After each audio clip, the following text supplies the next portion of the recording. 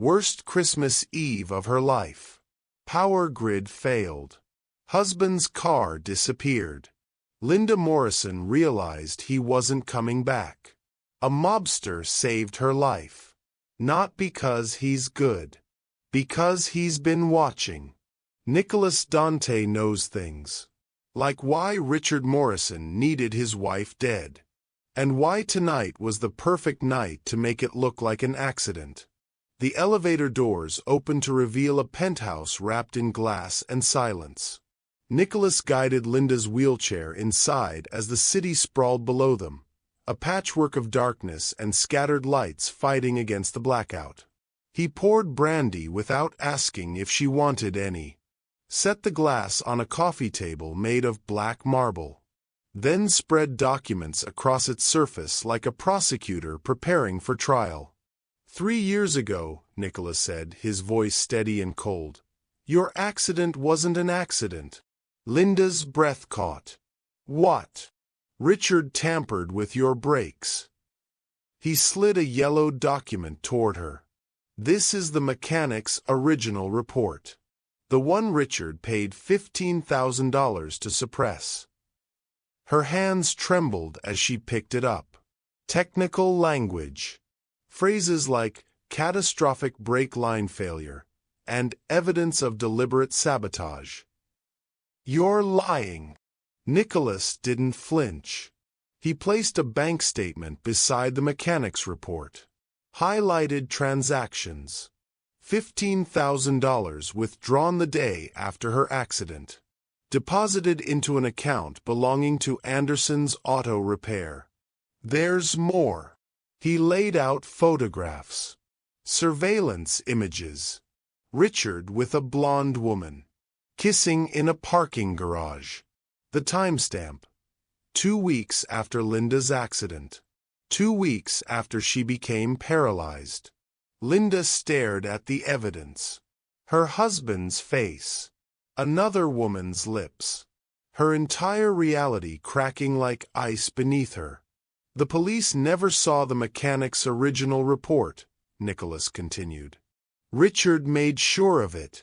He needed you alive just long enough to avoid suspicion, but not healthy enough to leave him.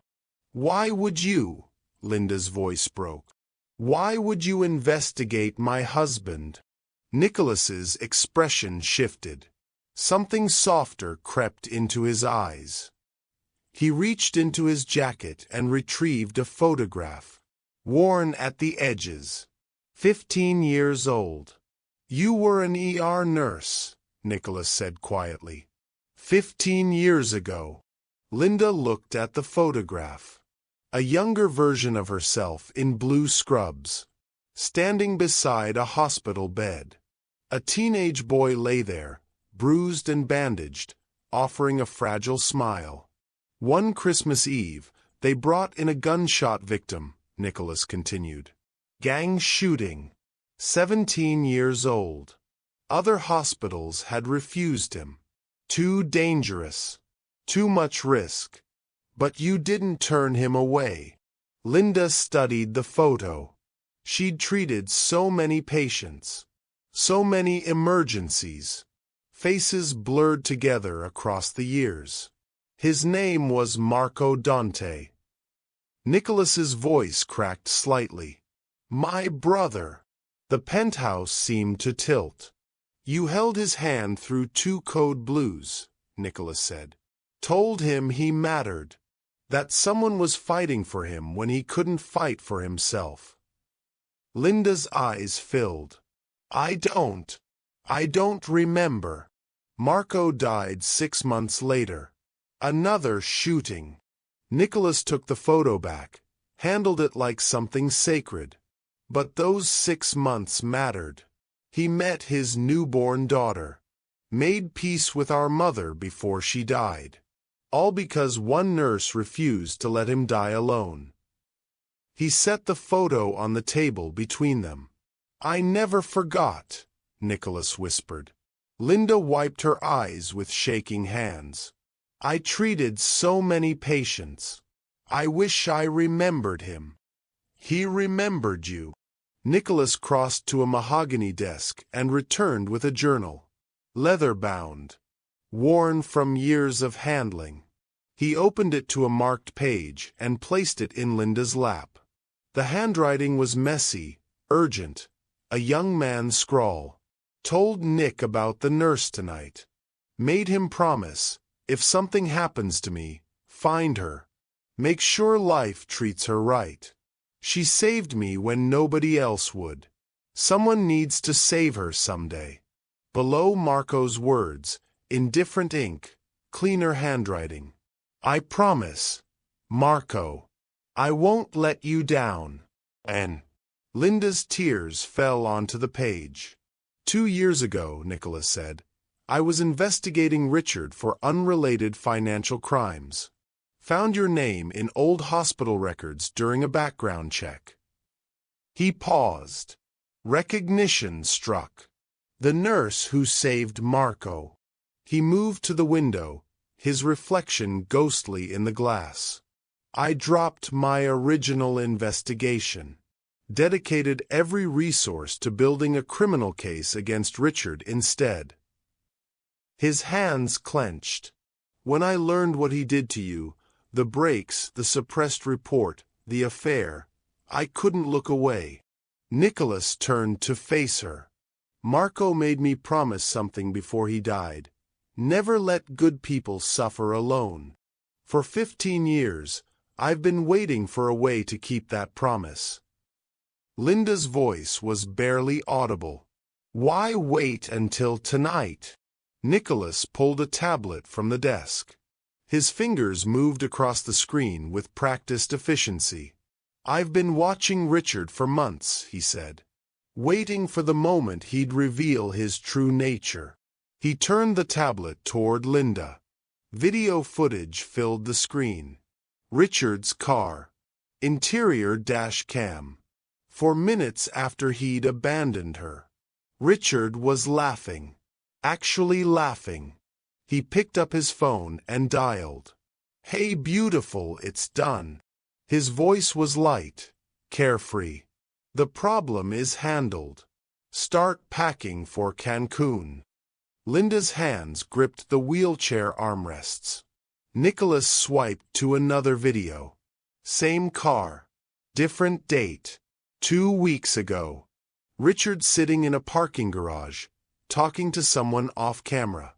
3 years was long enough to play concerned husband, Richard said. Once she's gone, the inheritance is mine. Then we're free. The video ended. Linda's breathing came in short, sharp bursts. You watched him leave me there. You could have stopped him before. You're right. Nicholas set the tablet down. His jaw was tight. I watched him push you out of that car and drive away. He began pacing, unable to stay still. For 43 seconds, I watched. His voice cracked. My driver wanted to go immediately. Begged me to stop Richard before he got too far. Nicholas's hands clenched and unclenched. But if I'd intervened before Richard abandoned you, he'd claim it was a misunderstanding. That he was coming right back. That you misunderstood. He stopped pacing. Faced her directly. I needed him to prove what he is. I needed irrefutable evidence that he intended to leave you there to die. His voice dropped to barely a whisper. 43 seconds. The longest 43 seconds of my life. Linda saw the guilt etched in every line of his face. You used me, she said quietly. Yes. No denial. No deflection. I did. And I'd do it again. Because now Richard can't lie his way out. Can't claim good intentions. Can't hide behind charm and excuses. Nicholas's eyes held hers. I'm sorry you had to suffer those 43 seconds. But it was the only way to give you justice. Linda's anger shifted. Still present, but complicated by understanding. "What happens to Richard now?" she asked. Nicholas returned to the desk and retrieved a second tablet. Handed it to her. At 6:51 p.m., I sent the complete evidence file to 3 prosecutors. He counted on his fingers. At 6:52, it went to 5 news organizations. At 6:53, I uploaded everything to a secure server with Deadman's switch protection. Email confirmations filled the screen. Delivery receipts. Timestamps. "Even if something happens to me," Nicholas said, "Richard can't escape this. By morning, everyone will know what he did." Linda scrolled through the confirmations. The evidence was everywhere. Distributed. Protected. Irreversible. But you decide if and when to press charges. Nicholas's voice softened. "This is your justice, not mine. I've given you the weapon. You choose whether to use it." He walked to the window. Gave her space to process. Linda looked at the tablet glowing in her hands. Power. Real power. Not the illusion Richard had let her believe in. Not the scraps of dignity he'd allowed her to keep. This was hers. For the first time in 3 years, Linda Morrison held her own fate. She looked up at Nicholas's reflection in the window. "Why give me the choice? You've already destroyed him." Nicholas turned from the window. "Because destroying Richard was never the point," he said. "Giving you back your power was." Linda studied him. This dangerous man. This criminal with a code. This stranger who knew more about her than people she'd known for years. "How do I know this isn't manipulation?" Her voice was steady now. Clear. "How do I know you're not just another man who wants something from me? Maybe my inheritance. Maybe gratitude. Maybe just power over someone vulnerable." She expected anger. Defensiveness. The fragile male ego shattering. Instead, Nicholas pulled his phone from his pocket. Unlocked it. Walked over and placed it in her hands. "Check everything," he said. "Messages. Calls. Financial records. Search history. It's all there." He stepped back. "See if I've lied about anything." Then he returned to the window. Stood with his back to her. Exposed. Vulnerable. "I expected you to doubt me," he said to the glass. "You should doubt me. Richard taught you that trust is dangerous. That men make promises they don't keep. That love is just another word for control." His reflection was blurred by the city lights behind him. "I'm not asking you to trust me," Nicholas continued. "I'm asking for the chance to prove I'm different." Linda scrolled through his phone. Months of investigation notes. Emails to private investigators. Financial records showing the cost of surveillance. Hundreds of thousands of dollars spent. All of it aligned with everything he'd told her. No lies. No hidden agenda. Then she found a folder labeled Voice Memos. Inside, one file. 6 months old. Title, "If I Don't Make It." Her finger hovered over the play button. Linda pressed play. Nicholas's voice filled the penthouse. Younger sounding. Unguarded. "This is Nicholas Dante. Today is June 8th. If you're hearing this, I'm probably dead." Linda glanced at Nicholas's reflection. He hadn't moved. "I've been investigating Richard Morrison for 6 months," the recording continued. "He's dangerous. Connected to dirty cops. If something happens to me, all evidence goes to Linda Morrison. She deserves to know the truth about her accident.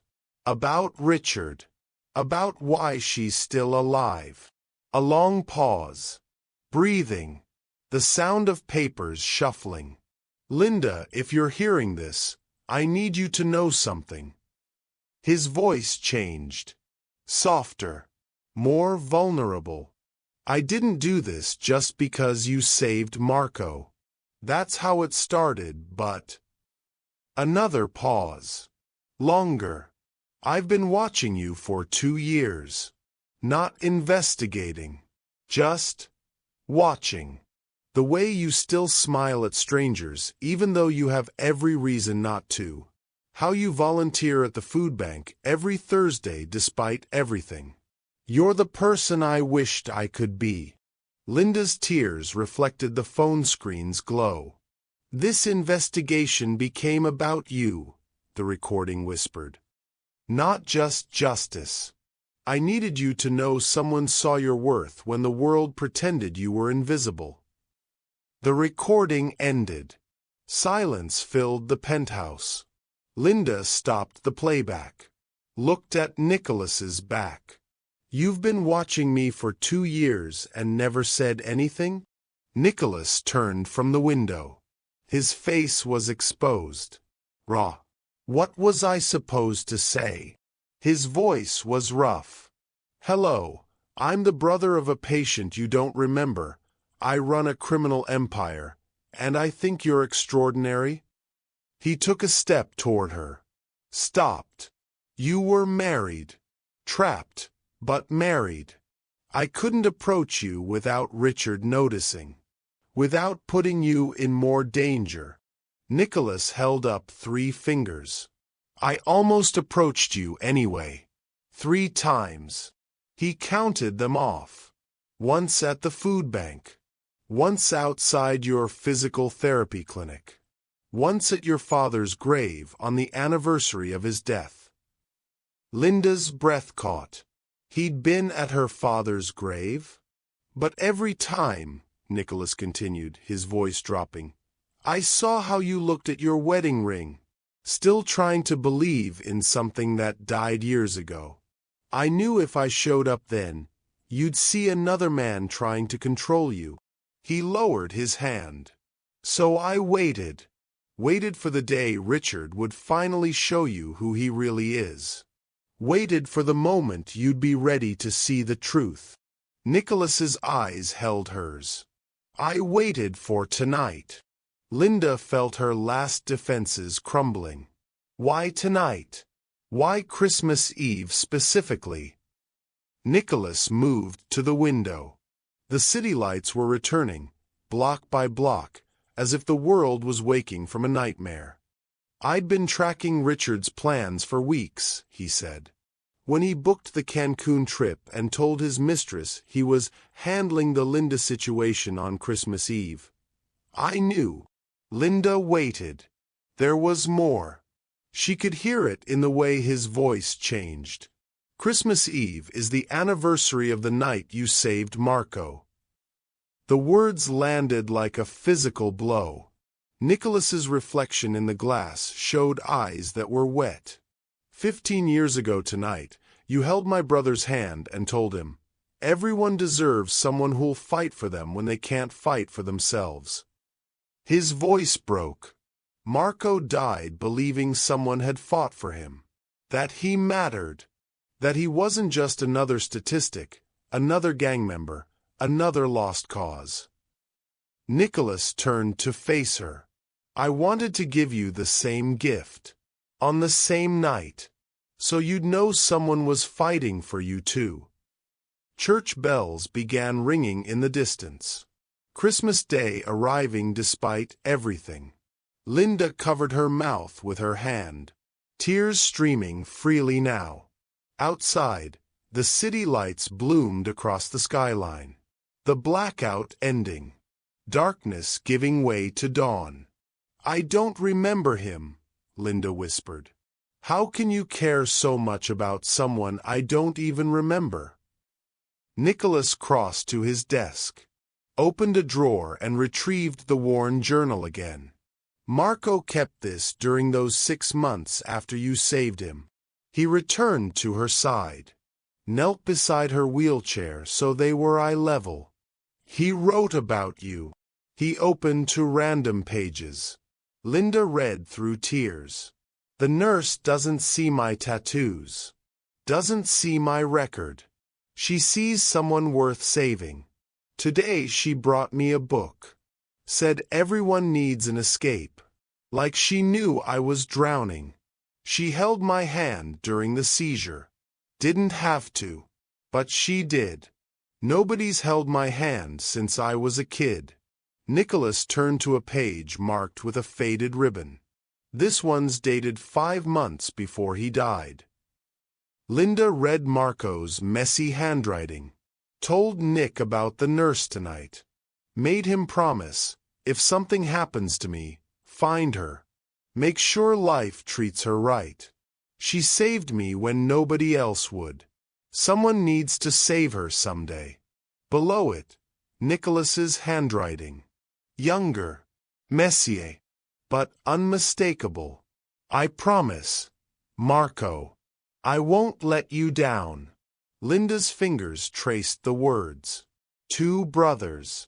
15 years. A promise kept. Marco foresaw his own death, Nicholas said quietly. Asked me to watch over you. I didn't know where you were. Didn't know your last name. Just knew someday I'd find the nurse who fought for him. He looked up at her. When I found your name 2 years ago, I knew. This was how I kept my promise. Nicholas remained kneeling beside her wheelchair. The dangerous man. The criminal with a code. The boy who'd lost his brother and spent 15 years searching for a way to honor him. Let me keep that promise, Nicholas whispered. Outside, Christmas morning broke over the city. Inside, Linda Morrison made a choice. She placed her hand over his. Okay, she said. The word was small, simple, but it changed everything. Nicholas remained kneeling beside Linda's wheelchair. His phone erupted with calls, the screen lighting up again and again. His empire needed him. Crisis demanded attention. The blackout had created chaos across the city, and his people were waiting for orders. He ignored every call. His focus stayed locked on Linda, on her hand still resting over his, on the question hanging between them. Outside, Christmas bells began ringing. The city celebrating despite everything. Or maybe because of everything, survival earned celebration. Linda didn't speak, didn't pull away, but she didn't lean in either. Finally, she broke the silence with an unexpected question. What did I tell Marco that night? You said I told him something that made him want you to watch over me. Her voice was quiet but clear. What were my exact words? Nicholas's eyes closed. His jaw tightened. When he spoke, his voice had the quality of prayer, words memorized and sacred. You told him, I see you, not your mistakes, not your past. I see someone who matters, someone worth fighting for. Don't you ever forget that. Linda's breath caught. Her own words.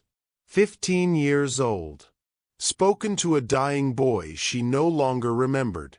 Coming back to her now through his brother's perfect memory. Marco wrote them in his journal that night, Nicholas continued, eyes still closed. Underlined them 3 times. He told me a week later, Nick, she sees people. Really sees them. Not what they've done or where they've been, but who they are. He made me promise that if I ever found you, I'd see you the same way. Nicholas opened his eyes. And now you're saying that back to me, Linda whispered. Nicholas nodded slowly. You taught Marco he was worth saving. He taught me that good people like you deserve someone watching over them. His hand remained still beneath hers. For 15 years, I didn't know how to repay that. Then I found you again, and found out what Richard did. Linda waited. There was more. She could feel it. But this stopped being about debt months ago. Nicholas's other hand lifted, hovering near hers but not touching, asking permission without words. Every Thursday I watched you volunteer despite your pain. Every week I saw you smile at strangers who looked through you like you were invisible. His voice roughened. You were still giving kindness to a world that took everything from you. His hand trembled in the air between them. And I realized, I didn't want to repay you. I wanted to deserve you. The words landed like a confession, like something he'd been holding for months, maybe years. Linda stared at his hovering hand, at the restraint, at the respect for boundaries even now, even after everything. Richard never asked permission, never hesitated, never considered whether she wanted to be touched. Nicholas waited, trembling but patient. Linda finally moved, her hand reaching toward his, closing the distance he'd left for her to choose. Richard made me believe I was worthless, she said. Linda's voice broke as the confession poured out.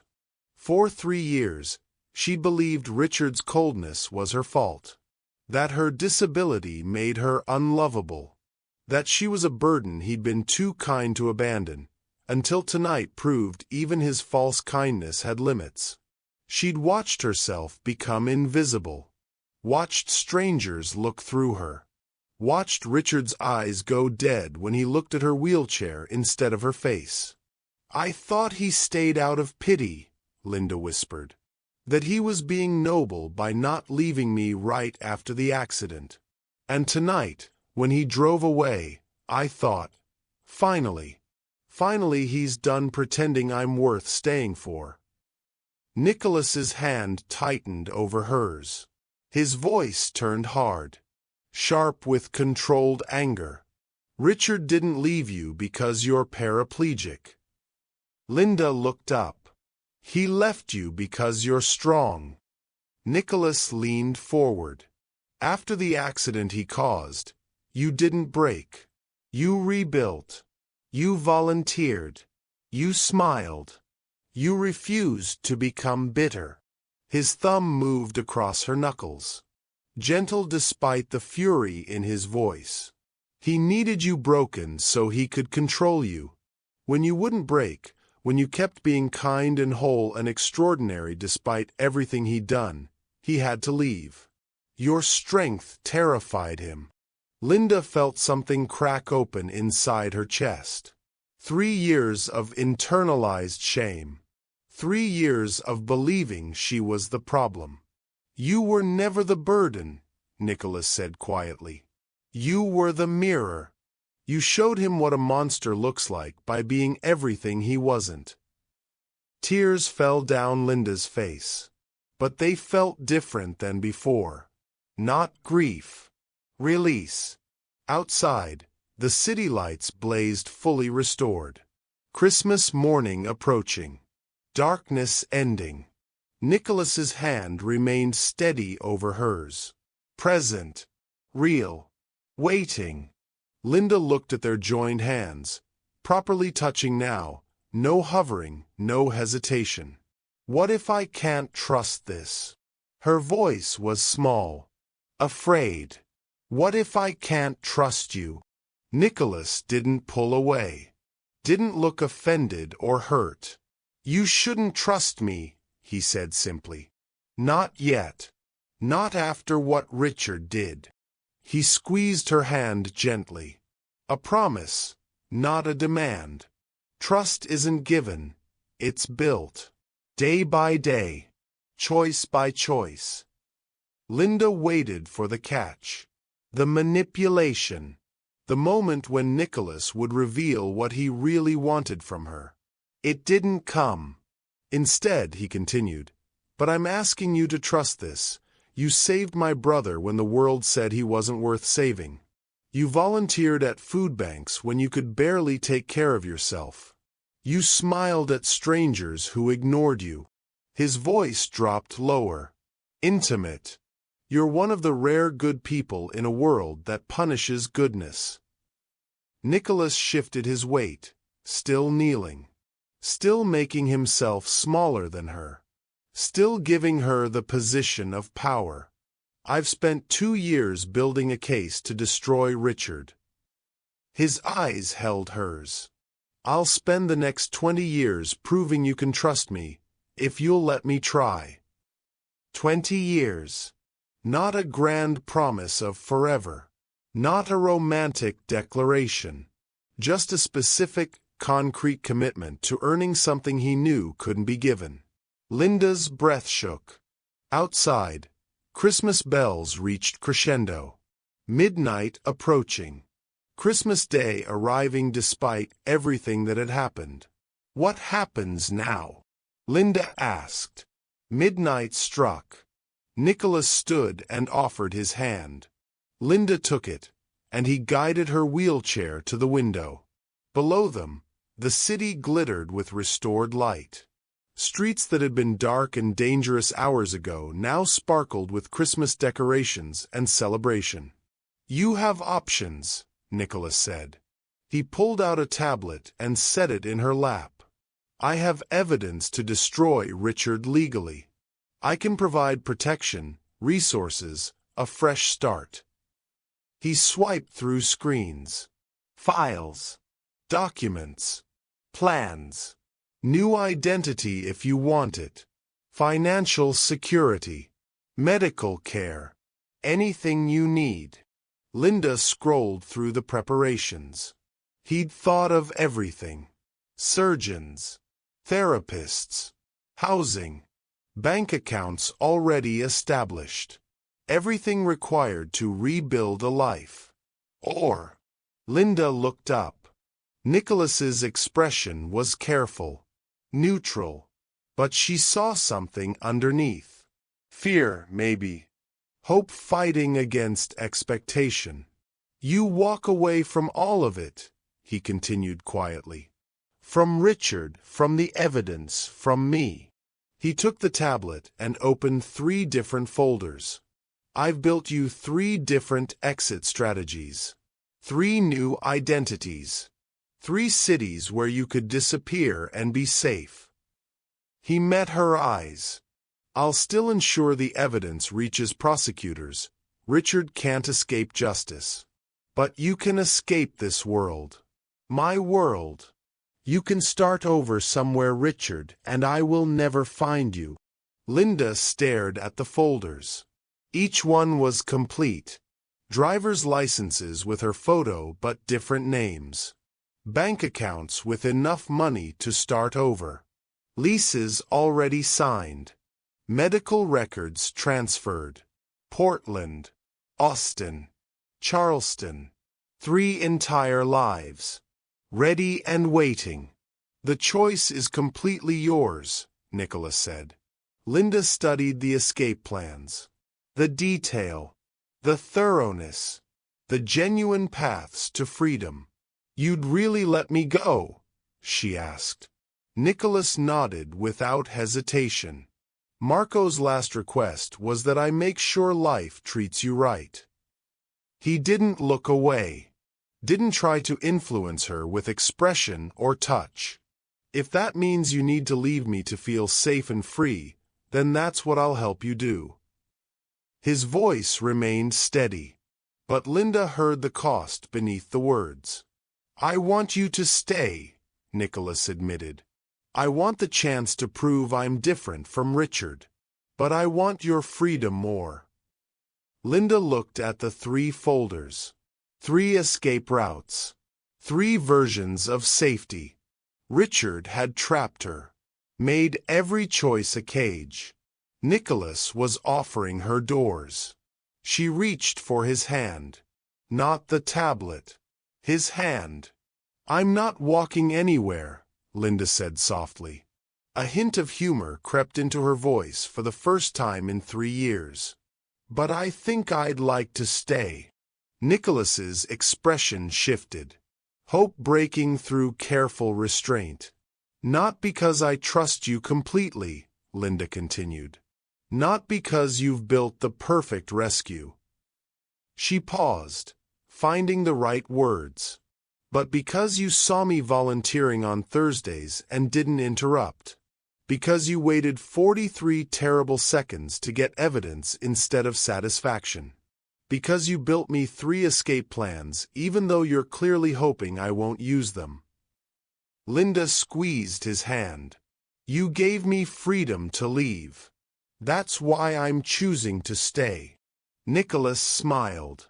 Real and warm and unexpected. Then let's begin, he said.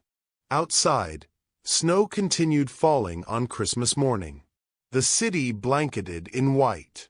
Fresh and clean, covering the chaos of the blackout beneath beauty. Inside, Nicholas poured fresh coffee. Real coffee, not the instant kind Linda had been drinking for 3 years because Richard said her grocery budget was too tight for luxuries. What do you want to do first? Nicholas asked. Press charges immediately? Wait until after the holidays? Or take time to process before deciding? Linda wrapped her hands around the warm mug, felt the heat seep into her fingers. She'd spent 3 years dreaming of justice, of seeing Richard face consequences, of watching him lose everything he'd taken from her. But now, sitting in this penthouse with snow falling outside and a man who'd spent 2 years protecting her from shadows, revenge felt less urgent than something else. First, Linda said, I want to read Marco's journal. All of it. Nicholas looked surprised. I want to know the person who asked you to watch over me. Linda met his eyes. Then I want you to tell me about him. Not the tragedy, but who he was. What made him laugh. What he loved. What kind of uncle he would have been to his daughter. Her voice softened. You've spent 2 years learning everything about me. I'd like to learn about the person who started all this. Nicholas's carefully controlled expression cracked.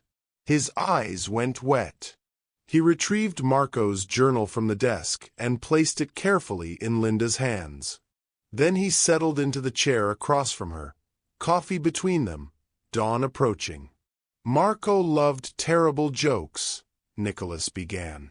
The worse they were, the harder he'd laugh. Our mother would pretend to be annoyed, but she always smiled when he told them. Linda opened the journal, began reading. The hours stretched before them. The night bled into morning. Nicholas told stories. Funny, painful, real. Marco's terrible singing voice. His obsession with fixing old cars. The way he'd dance with his daughter even though he had no rhythm. His mother's cooking that he claimed could cure anything. Linda shared her own story. Nursing school and impossible exams. Her father's death and the grief that never quite faded. The isolation after the accident. The way friends disappeared when she became inconvenient. They talked through the darkness into dawn. Coffee cups emptied and refilled. Snow continued falling outside. Christmas morning arrived quiet and gold. As light filled the penthouse, Linda asked one final question. What did you imagine would happen tonight? When you planned all this, the rescue, the evidence, the escape plans, what did you think I'd choose? Nicholas was quiet for a long moment. I imagined you'd take the evidence and walk away, he finally admitted. Maybe send me one thank you text from somewhere safe. Portland, probably. You always looked at pictures of the Pacific Northwest like you were homesick for somewhere you'd never been. He smiled. Sad and genuine. I never imagined you'd want to stay and hear stories about my dead brother on Christmas morning. Linda reached across the small table between them, touched his hand. Good thing reality is better than imagination. Outside, The city woke to Christmas. Inside, two people who'd saved each other began something neither had planned. Neither had expected, but both desperately needed. Outside, snow continued to fall on Christmas morning, covering the city in white, a world that had gone dark finding its light again. And inside, two broken people began the fragile, hopeful work of learning to trust again. Have you ever received kindness from an unexpected source? Or watched someone you love struggle to trust again after betrayal? Share your story in the comments. Sometimes knowing we're not alone is the first step toward healing. If Linda's story moved you, leave a blue heart in the comments. And if you know someone rebuilding their life after loss, share this story with them. Sometimes we all need a reminder that we're worth fighting for.